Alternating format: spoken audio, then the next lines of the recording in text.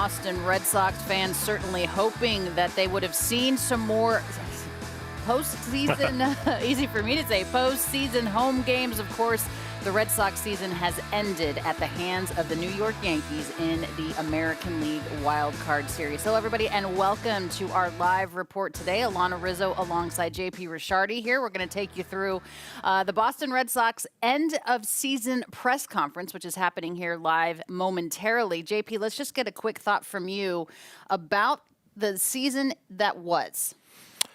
All positives for me. Okay. You made the playoffs. Your young kids got to the big leagues. You brought in 3 proven major league players in Crochet, Bregman, and Chapman. I thought you made great strides. So I know this is an area where they're never happy unless you win the World Series, and those are good goals to have.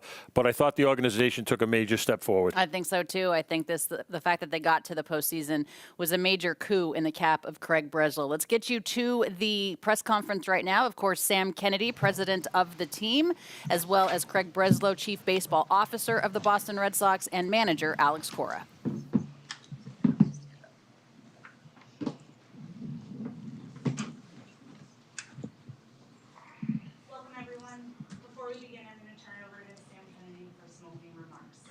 Thanks, Abby. Good morning, everybody. Thanks for being here. Just a quick opening remark, and that is I want to express a huge thanks to our fans for giving us what was a great step in the right direction in 2025. Our fans proved once again why they are the best in baseball. You guys packed the house night in, night out.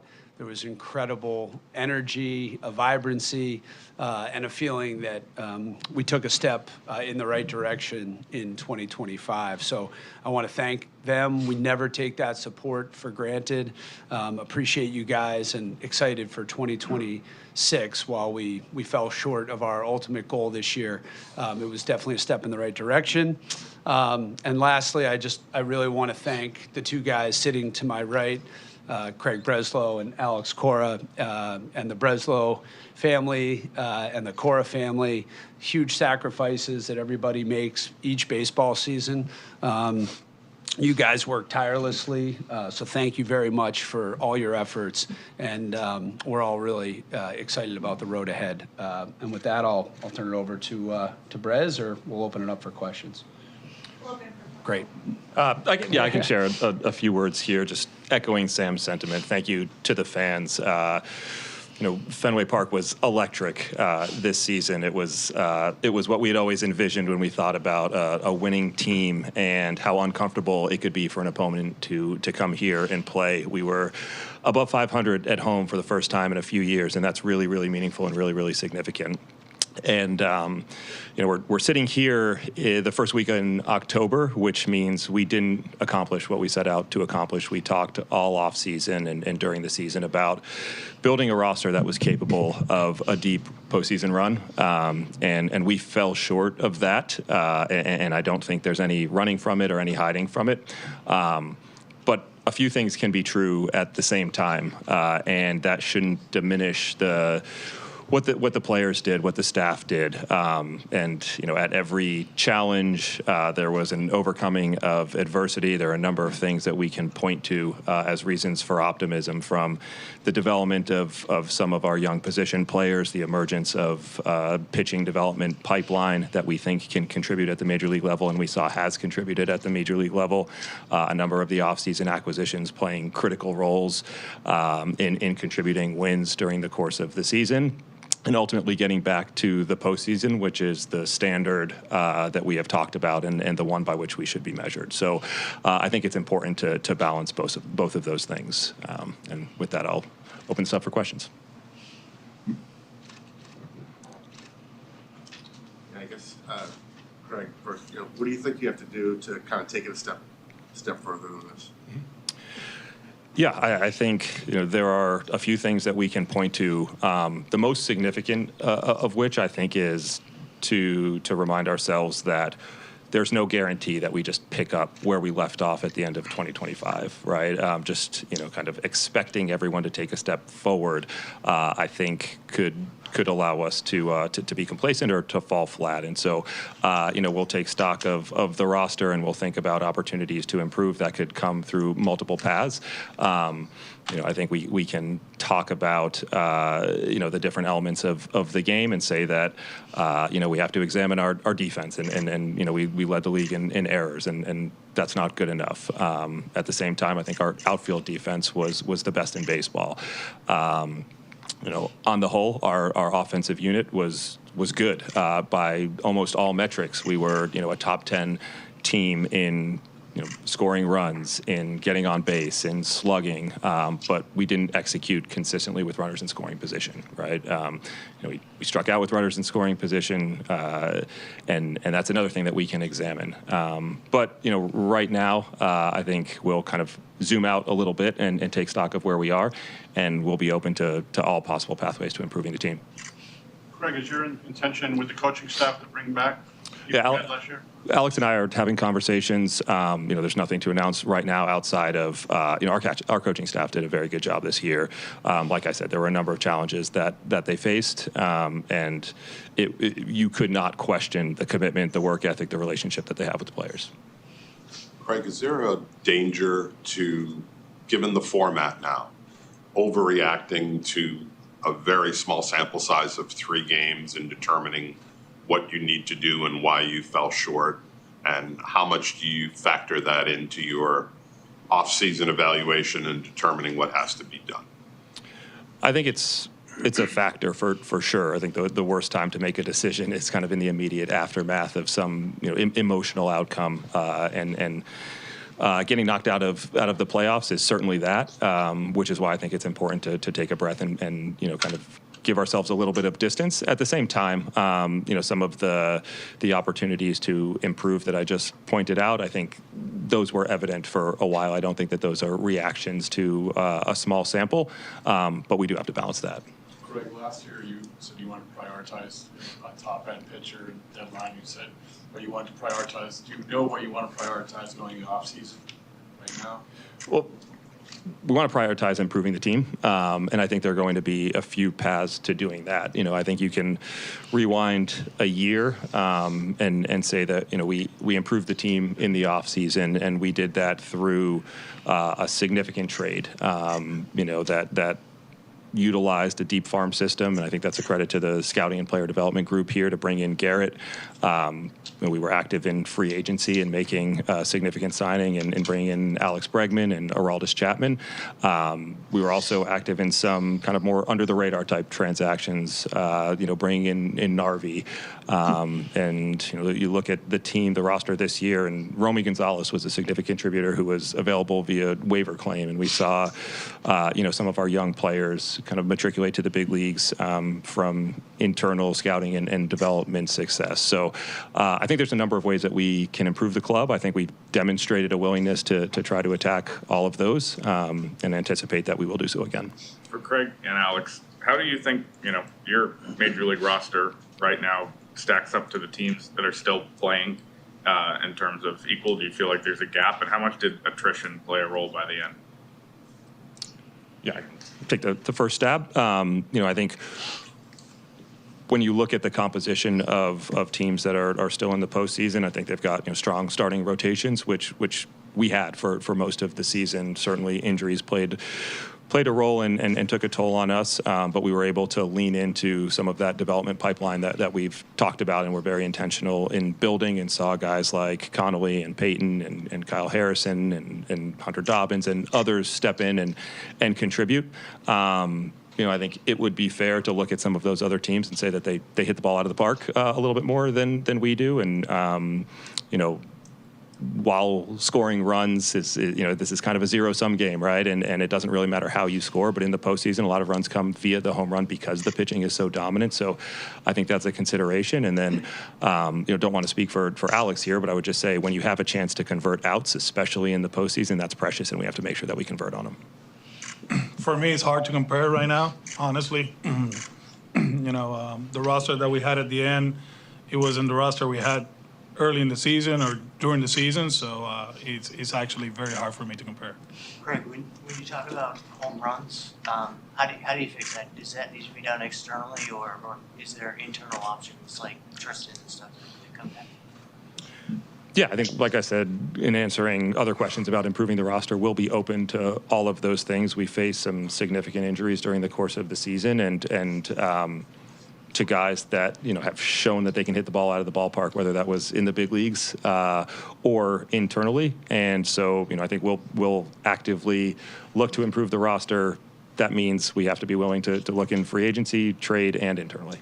So is Tristan your first baseman, or are you looking to add or upgrade that area? Yeah, I don't think it makes a ton of sense on October 6th to say someone is or isn't, our first baseman. We'll see how things play out. Unfortunately, Tristan has missed a significant amount of time over the last 2 years. We've also seen what he's capable of doing when he's healthy. As far as Tristan goes, how is he doing in his recovery, and is he on pace to be available at the start of next season? He's doing really well. He's in here every day rehabbing, just kind of watching the progress from the initial surgery to where he is now. He's moving around really well, load bearing, squatting. So we anticipate a full recovery. But I'm hesitant to put a timeline on that just because, with any of these injuries, you want to make sure that you're not kind of getting too far out in front of them. Do you expect to approach Bregman and Boris in the next month before free agency and before the opt-out decision about a new contract? I think best to keep those conversations internal. Obviously, Alex has the right, kind of as structured in his contract to opt out, and he's going to do what's best for his family. At the same time, I will not miss an opportunity to talk about his contributions on the field, in the clubhouse, to the coaching staff, to the front office. Every conversation we've had, I learned something. I think that impact and influence has rubbed off on his teammates, and by all accounts, he's loved his time in Boston as well. To that end, then, what is the significance to the 2026 Red Sox to keeping him? I think we'll let that play out, but the significance would be, having, a great player, a proven winner, a strong defender, someone who fits this park really well on our roster. When you look at his decision and Trevor's decision, have they given you any indication on which way they're leaning at this point? I have not had, the chance to draw conclusions about those things. Those are obviously decisions for them to make. And at this time, I think everyone will say that they were focused on trying to, do everything we could to advance in the postseason. Alex's stats, pre-injury, post-injury, kind of dramatically different. How do you kind of quantify that going into the offseason, trying to figure out kind of what he is? Yeah, look, I think Alex did everything he could to get back on the field as soon as possible, including playing before he was 100%. And that deserves a ton of appreciation because he knew what was at stake and he knew his role on the team. And we were a better team with, Alex at 80% of his sprint speed, than we are without him at all. Did that have an impact on his performance? Probably a better question for Alex, but our medical staff, Alex and AC here, had a great plan to keep him on the field as much as we possibly could, and so we were able to execute on that successfully. Greg, you talked about the defense and needing to convert out more frequently. How do you plan to go about improving that? Is that something Marcelo coming back and adding into the mix? Do you feel like you need to add from the outside to strengthen that group? What do you think the path to that is? Yeah, I think we'll keep all options on the table. The overarching goal here is to improve the team, and if that happens, via external additions, great. If it's an internal player taking a step forward, great. I think what some of our defensive lapses have done is caused us to take a look internally about around the way that we are developing players, the focus on defense in the minor leagues, and we've identified some opportunities to maybe change some of the methods and focus on defensive conversion to a greater extent, and I think we're going to see the rewards of that. Sam, you've been here for this whole sort of sustainability plan. You said this was a step in the right direction. Do you feel like this is now a shift in this plan where you guys are at a point where you can be a little more aggressive or have a different level of aggressiveness in terms of maximizing the major league product and the success of that? Yeah, it felt like a great step forward in that regard, Chris, and we're gonna keep building this thing, and hopefully we take the next step next year. Greg, how does Giolito's injury and what's going on, cloud his future? Obviously, mutual option, qualifying offer, that type of stuff. How much is this a factor when you guys look at potentially bringing him back?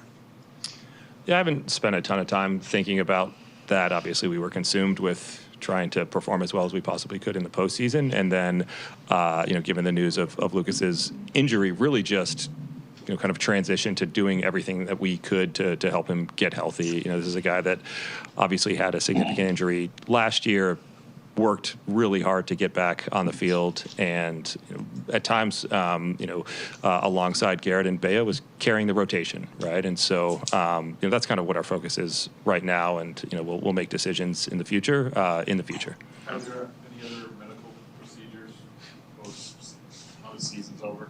Narvi is going to have his meniscus cleaned up this week. Other than that, guys are good heading into the offseason. What's the extent of that? Was it a torn? I mean, what was wrong with the meniscus, and how long was he playing like that? Yeah, the exact timeline, I'm not quite sure. There were a couple times during the course of the season where it flared up. One of them pretty obviously, to where he missed a little bit of time. But he deserves a ton of credit for his willingness to play through this. Potentially even at a time when others would have maybe bowed out. Because he felt that attached to trying to help the group. But this should be a pretty straightforward procedure, and don't anticipate any issues. Would that be full go normal player come spring training after the meniscus cleanup? That's the expectation, but probably best to wait till the procedure's done. Craig, you mentioned the pitching pipeline and the improvements that you guys have made. As you look at the pitching staff for next season, can you rely on that to supplement the guys that you have, or do you think you would need to bring somebody in via trade or free agency to improve that, especially the rotation? Yeah, no one will sit in this seat and say that there's enough pitching in the organization. I think we saw that in the second half, and we could list out the pitchers that were on the IL, and it just means that depth is so critically important. So, like I said, when we talk about pursuing opportunities to improve the team, bringing in pitching is certainly one of them. How do you view Sandoval for next year? Does he have a clear role? He was brought in because of his track record of success as a starting pitcher, but again, I think probably premature to start identifying roles, here in October. You mentioned obviously the big trade for Crochet last winter and using the prospect pipeline to do that. Do you feel like you still have enough of a pool of prospects to trade from to pull off another major trade like that this winter, or where do you feel like the organization stands in that sense? Yeah, I think we feel good about the farm system, the depth that we have, the young talent. Also, if you were to look at maybe some of the public rankings, it's probably misleading a bit because a lot of our really young talent is in the big leagues and contributed this season. And that's a really good place to be as well, but have a ton of confidence in the scouting and player development departments to continue to replenish. And so, as Sam was asked that question about sustainability, I don't think this is an either or outcome. The idea is to have a consistent winner in the major leagues while also maintaining a healthy farm system. Craig, you said trade deadline you were not willing to move players off the big league roster. How do you feel about doing so now, particularly in regards to your surplus in the outfield? It's interesting because the surplus in the outfield was also, an area where we got really thin in the outfield, right? And so you have to think about that anytime you feel comfortable about the surplus or depth that you have. Without getting into specifics, everything has to be on the table as we think about improving the team in 2026. You were comfortable going to the trade deadline, thinking about the last 2 months of the season of having those 4 outfielders, which thinned, yes, but you were comfortable rotating them and making that work. Could you make that work for a full season? I'm not the person that has to, manage it. I would argue that having 4 outfielders capable of, taking 550 at-bats is a great place to be, and have a ton of confidence in Alex's ability to manage the people and the personalities. But again, we have to think about what is best for the organization, what's best for building a winner in 2026. Alex, what's your view of that? For the 4 outfielders for 3 spots? If I have 4, I can manage them. No, I mean, you find ways, and at the end of the day, the deeper the better, to be honest with you. And that's something that we got tested at the end of the season. You know, we cannot control injuries, we cannot control slumps, right? So as far as like managing it, yeah, you can do it. Alex, at the end of the year, you mentioned this was fun for you. And was it because you were able to get competitive baseball, or was it the group, or a combination? The group, the challenges, you know, is something that throughout the years we were shooting for this, and we got it, you know. And yeah, disappointed because of the results, right? It's not cool to watch games yesterday, right? That's not what I wanted. But as far as like the overall season, for me, I had a blast. You know, we really enjoyed it. I think this place made it special. You know, to come here every single day and win here and have the energy that we had throughout the season, that was special. Fred, what's your plan for DH 2016? Yeah, again, I'm going to be reluctant to make commitments about rosters or roles, just because I think we've got work to do ahead of us to improve the team. You know, I've talked about how, you know, I think it's important and it's beneficial to give Alex the flexibility, you know, to be able to write the lineup and utilize players, you know, as we see best, and to give as much versatility and flexibility as we can. For Sam and Craig, how much does the financial room created by the Rafi trade change what you can do this offseason compared to what you could do if he was on the roster? Yeah, I think about this from a baseball perspective, you know, and that is trying to build this kind of athletic, dynamic team, and giving ourselves and the baseball operation as much flexibility as we possibly can to do that. You know, I think what I have seen as a player and what I've seen, you know, over the last couple of years is that with this ownership group, when there is a chance to build a winner and a team that can contend for the postseason, like, resources aren't a problem. And, you know, I think we've talked a lot about how this window of contention is upon us. I would just add that what was rewarding to see this year was these 2 guys, again, to my right, acting with urgency, starting with our trip to Dallas and then all the way through. You know, we didn't get there where we wanted to go. We all know that, but we acted with urgency and certainty and aggression, and we plan to continue to do that as we go forward. So we'll see where that takes us when we get to Orlando or wherever the heck we're going. Question for Craig and Alex. Craig mentioned the overall bottom line offensive numbers were solid. The risk numbers left something to be desired. What is the best way to improve that? I think from my end, like I always said, as long as the line is moving, you know, you're going to be okay, you know. And yeah, we struck out a lot in those situations. We can talk about hitting the ball out of the ballpark, but now we're talking about situational hitting. So which one it is, right? So is it one or the other? I think it's both, you know, and you have to work as a group, as a unit to keep getting better. Cash in is very important. I always believe in that, you know, infield back, minute third, take your ground ball to second and you score, you know, and that's not a single, that's an 0 for 1 based on RBI. So we'll keep talking about situational hitting while always talking about driving the ball, you know. So the good teams, they do both. You know, you saw it yesterday with Detroit, first and second, 2 strikes, double down the line, they scored 2, and then extra base hit, single, Seattle gets the lead. So, you know, it's not like linear. It's not only home runs, you know. You have to be a well-balanced offense. We saw it yesterday with Toronto. You know, they put the ball in play.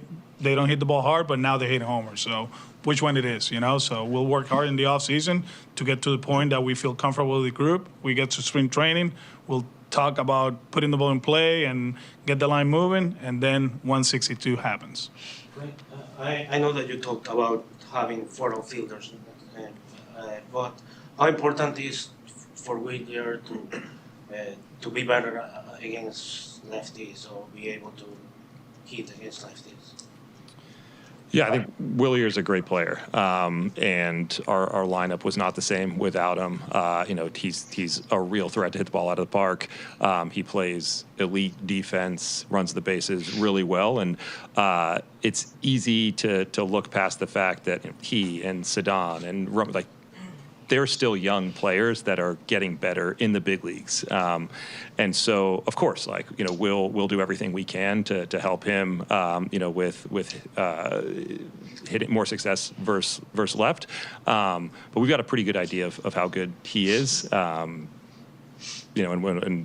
of Alex's role is to make sure that he's in situations where he can thrive. And I think those situations will broaden over time.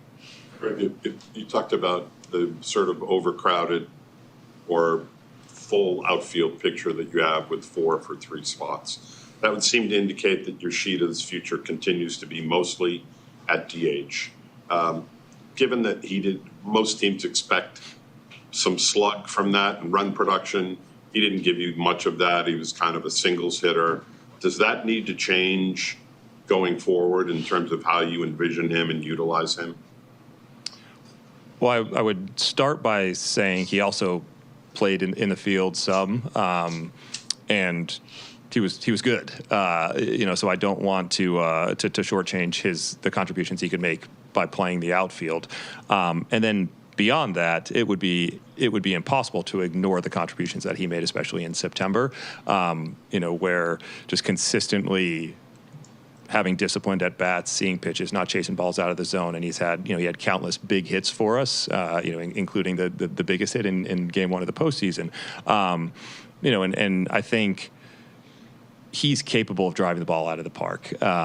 He's also capable of, kind of taking what a pitcher gives him and putting together a quality at bat. And so, again, this isn't to say that in one particular position we have to get slug over, on base or vice versa. I think it's to say that, we need to score runs, and there are a number of different ways to do that.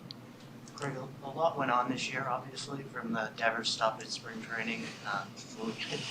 How much did you learn from this year about the job that you have as chief baseball officer? Or how would you say you improved during the year and improved going forward? I learned a lot.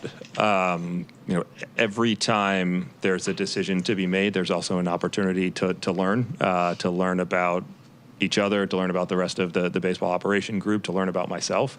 And so I'm constantly kind of reliving those decisions to make sure that, not necessarily that the outcome was right. That can be really difficult to predict, but that we had a good kind of decision-making process, that we had the information that was necessary to make the best decisions possible.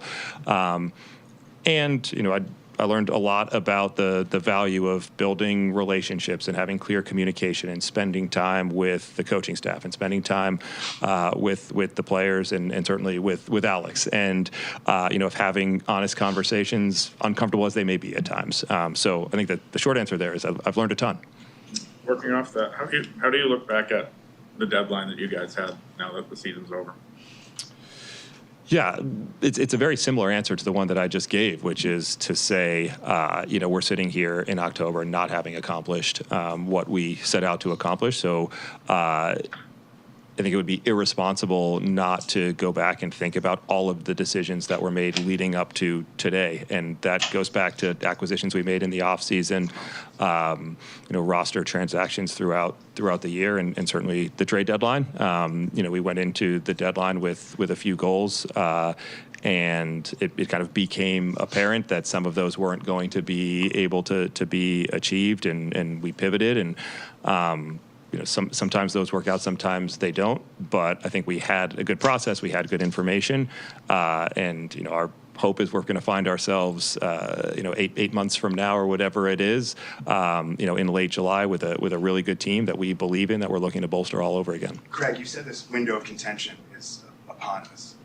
How does that change your approach, if at all? You've mentioned before on sustainability, you can't do both, but is there a shift to the pendulum one way or the other? Because I think for a lot of fans who've been waiting for this window of contention for a while, to say the approach would just be the same would be a little counterintuitive to them from the outside. Mm-hmm. Yeah, I think that there are obviously the two extremes. One is where you're thinking only about the future and you're making decisions with the long term in mind. The other is, you're going kind of all in on the season that's in front of you. And I think what we try to do as a baseball operation is to consistently make disciplined decisions that improve both. And it's really hard, but it can be done. And often that involves, trading prospects. But, I think making sure that you're kind of giving enough attention and focus to replenishing that internal talent pipeline, while also recognizing just how precious winning seasons are, and not kind of punting or assuming that, hey, we'll take another step forward in 2026. So if we just maintain the status quo, we're going to be better, because that is absolutely not guaranteed. Do you look at what happened and feel like it was, what happened this year? It's sustainable. I mean, you guys got a lot of contributions from guys that, again, maybe on the outside you wouldn't have expected. Romy Gonzalez, Abraham Toro was great for you guys for a little while when Costas was out. Nathaniel Lowe, DFA comes and helps you towards the end of the season. Nate Eaton, those guys. When you look at the way, Alex did such a great job of mixing and matching, and you got contributions maybe from places, at least on the outside, people didn't expect. Do you feel like that's sustainable for 2026? It's getting harder and harder, because we're competing with 29 other teams who are super competitive and smart and are also trying to leverage competitive advantages. But I think a lot of the credit for those types of moves, it starts with our scouting departments, amateur and pro, and identifying guys like Romy and Nate Eaton and Abraham Toro and others, and then the coaching staff who I think gets them to take a step forward, and then Alex in finding the right opportunities to give them some runway and being able to get the most out of those guys. Greg and Alex, just where do you guys stand with where Christian Campbell was in the last few months? And I know you talked about not wanting to put roles in October, but is this someone that with a better camp in the spring, is that someone that's also maybe having more outfield conversations or sometime early next season? Yeah, again, stopping short of role. I think Christian learned a lot about himself. We learned a lot about him. He's a tireless worker, and we saw that from spring training through his time in the big leagues when he was the AL Rookie of the Month to when he was struggling and sent down. I've got a ton of confidence both in the work he's going to commit to this offseason and what he's going to mean for this organization, but I don't think it makes a ton of sense to try to pin him to a role outside of saying he's going to kind of feel the support of the entire organization, and we know what he's capable of. Craig, do you plan on identifying a GM before GM meetings? I think I've been so consumed with the postseason, and I know that I had made some comments that I feel like it could be a good time to kind of kick off that search. I'm not sure exactly what a timeline might be. Obviously, we had a significant loss in Paul leaving to go to Washington, and kind of figuring out the best structure for the front office will be a priority, but exactly what those roles look like, I'm not sure yet. Given the holes or spots on the roster that exist or might exist, do you expect this, transactionally speaking, to be another significant, busy, and weighty off-season for you guys? I think we approach each off-season pretty similarly in terms of trying to kind of improve our outlook. Maybe the thing that changes is just how far into the future we're kind of declaring that outlook, and we're certainly pulling, prioritizing wins forward. We're going to pursue every opportunity to improve the team. Exactly what that means in terms of magnitude of transactions or number of transactions, I can't really speak to yet. Do you think you need a number 2 starter behind Crochet? I think we want to build the best rotation we possibly can, and at times through the year you could say Bayo pitched like a number 2 because he did, or Lucas pitched like a number 2 because he did, or Connolly Early pitched like a number 2 because he did. But I'll go back to the question about do you rely on the pitching that you have in-house, or do you seek to try and improve it? I think the answer is you always look to improve and get as much pitching depth as you possibly can. And given the uncertainty at first base and DH, the uncertainty there moving forward, as well as the production there this past season, do you need a higher ceiling there from whomever? More production? Right. Well, I think would we look for more production out of first base, more production out of second base? I think the answer is, of course. Exactly what that looks like, we're going to figure out through the course of the offseason. Alex, from your seat, how close do you think this team is to winning the pennant, being in the World Series? We're one out away from being tied in the ninth, right? When you get to October, you never know what's going to happen. I think we took the steps in the right direction last offseason, during the season, not only as far as like what the front office did, but what we did on the field. It was a much better team than the last few years. The thing that excites me is the pitching, going into the offseason. And, we had some guys last year that we thought they were going to be better, Tanner, Cutter, right? They were banged up, but what we have in player development now is real, and going into the offseason last year, we all talk about position players. And I was like, okay, cool, that's great, but we have some good position players here.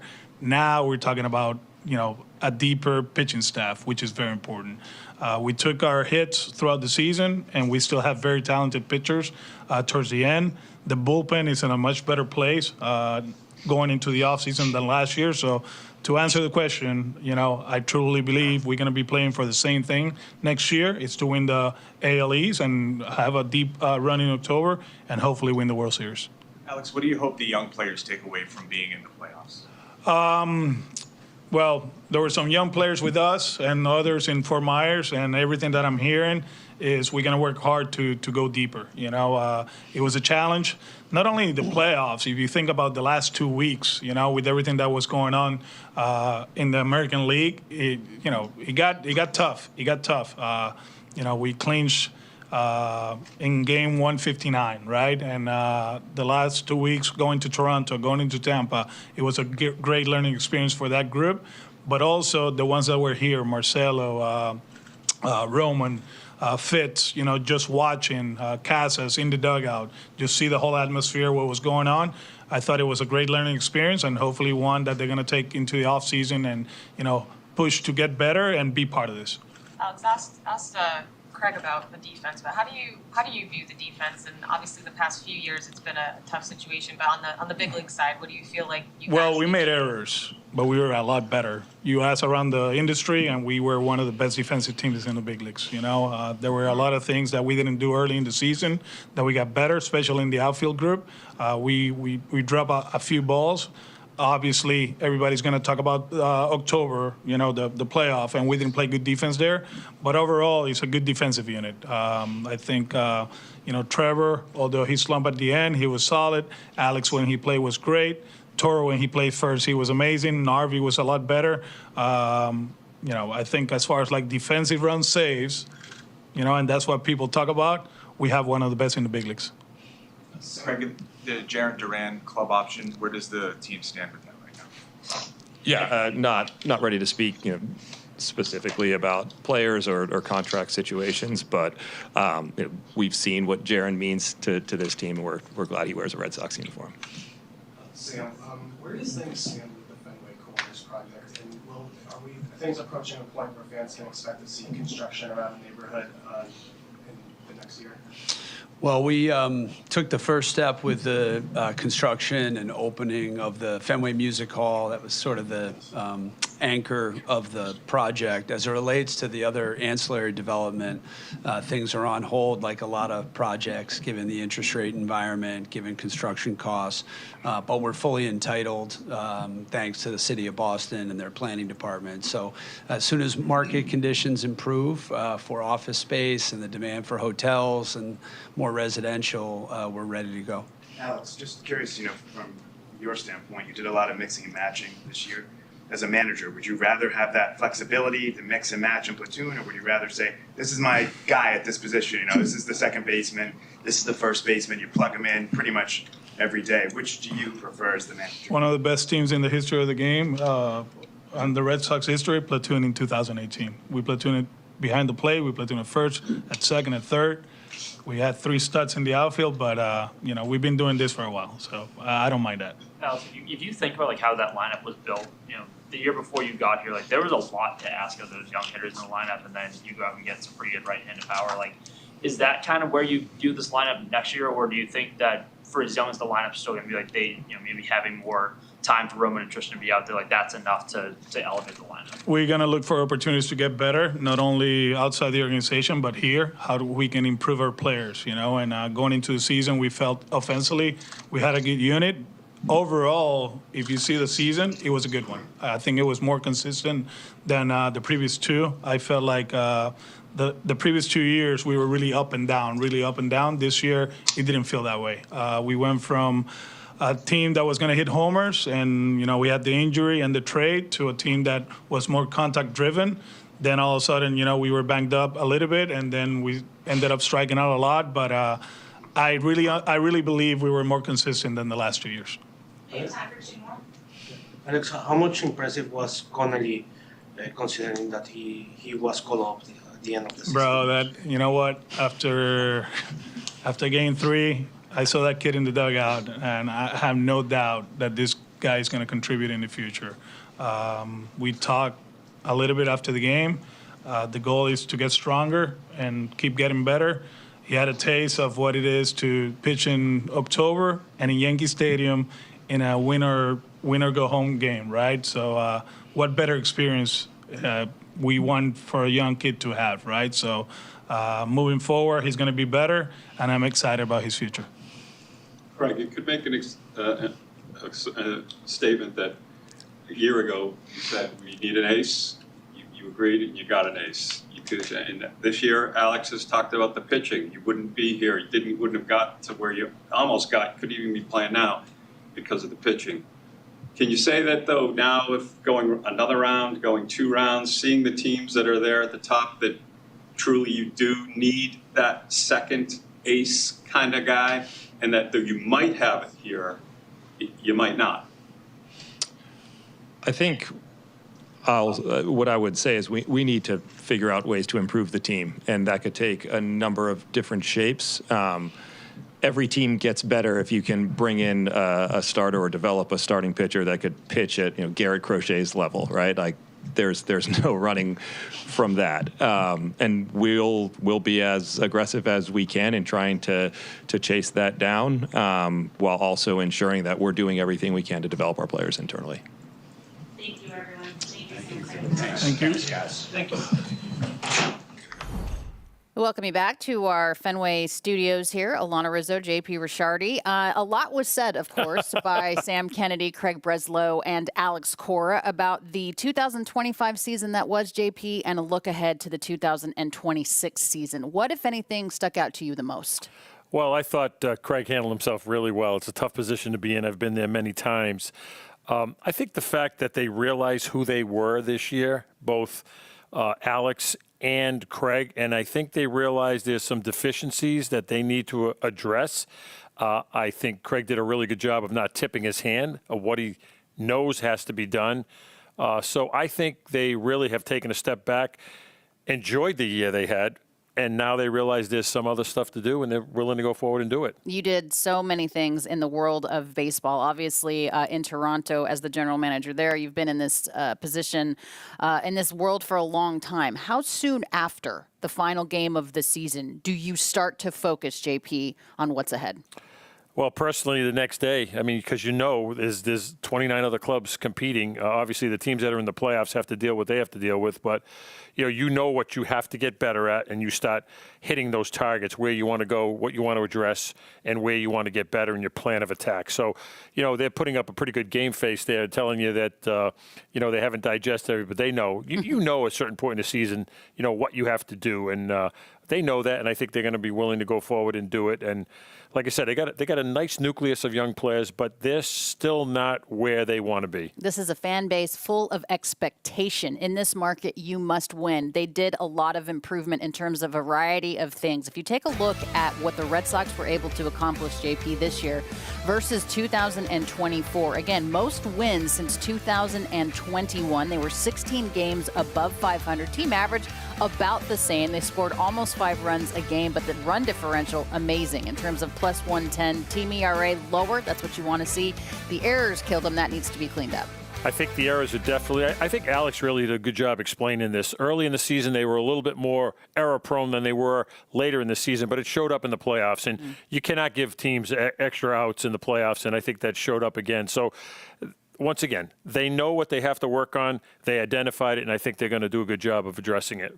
It was interesting. One of the questions that was just asked at the press conference was about, does this club need another ace? Do you need a 1 and a 1A? I think there were times, and they mentioned it too, Alex did and Craig did, that there were times that Bayo was an ace. There were times that Lucas Giolito was an ace. Do they need another Garrett Crochet type of guy in that starting rotation to go deeper into the postseason? 100%. If you look at all these teams that are in the playoffs right now, they have a 1 and a 2. When you have a 1 and a 2, you have the capability of shutting down the other team. I thought Bayo pitched well during the season, but for me to look at him and say that he's a number 2 going into next year, I wouldn't buy that. I think Giolito was a solid 3 or 4, and you have to replace that. Connolly Early is going to be really good for them next year, but I don't know if you can count on him to be a number 2. I really think their priority for me, if I was sitting in Craig's chair, the number 1 priority for me would be to get that number 2 starter. And Alex Cora likes what's coming up in terms of the pipeline as far as arms are concerned. When I found out, JP, that Lucas Giolito was missing the postseason, I kind of stopped a second. Right. That hurt us a lot more than I think some folks would give him credit. Do you think that's fair? Well, I think when you look at Giolito and the job he did all year, you knew you could count on that. And as soon as you lost that was you put a younger player in a bigger role, and I think that was a big blow to what they were trying to do in the postseason. But just getting back to what you asked me about earlier, Alana, if you go into the playoffs, and even you look at the Yankees, I know they're down 2 games, but they're going to run Rondon out there. The kid Schlitter has pitched really well. And if they get it to a 5th game, they're going to come back with Fried. So you got to have that 1, 2, and 3. Imagine if they had Garrett Cole. I know it. So there's strength in pitching in the short series, in the playoffs. Good pitching does shut down good hitting. And Connolly Early looks good, of course, but he's a young, unproven talent so far. Let's go back just for a second. I don't want to harp on it, but it has been emblematic of the Red Sox season. The errors, 116. You just saw that in terms of errors committed in the year. And you go back to the 4th inning of Game 3, it was kind of emblematic of the issue that plagued them all year. Obviously, Nathaniel Lowe with the error. There was a misplay defensively in terms of a drop ball. This is a young kid on the hill. How do they clean this up? Well, I think Alex mentioned it earlier. It's a lot of work in the offseason. It's a lot of work in spring training. And you really have to make it a priority that we are going to put our best foot forward to stop the other team and show them how many times that overthrow or that bobble or the bad decision you make comes back to haunt you. It's little things that add up in this game. And when you don't catch the ball, it's extra pitches for the pitcher. It's more bullpen usage. It's just a lot of things show up. And they're all things that can be cleaned up. Yeah, and they certainly have to do that. I mean, fundamental baseball, JP, you know this better than anybody, it really has to be played in the postseason. Just ask, obviously, the Red Sox for inning number 4 in Game 3. Ask the Yankees last season in Game 5 of the World Series. Well, you're not taxing your pitcher. You're not asking him to throw more pitches. You're not, all of a sudden you're in the dugout saying, okay, now this guy just went from throwing 5 extra pitches to 10 extra pitches to maybe 15. Now I got to get someone up in the bullpen. I got to think about shortening the game. You just do not want to give extra outs, and unfortunately that showed this year. Yeah, and you can look at the Colorado Rockies and the Chicago White Sox in terms of the 2nd and 3rd most errors in the game. I mean, those 2 clubs on pace for historic losses. Of course, Chicago White Sox leading the charge there. Well, coming back, we certainly can't talk about the Red Sox without talking about Alex Bregman. Will he be in a Red Sox uniform next season? We'll talk about how and when we get him back long term, and if not, who takes over third base? We'll talk.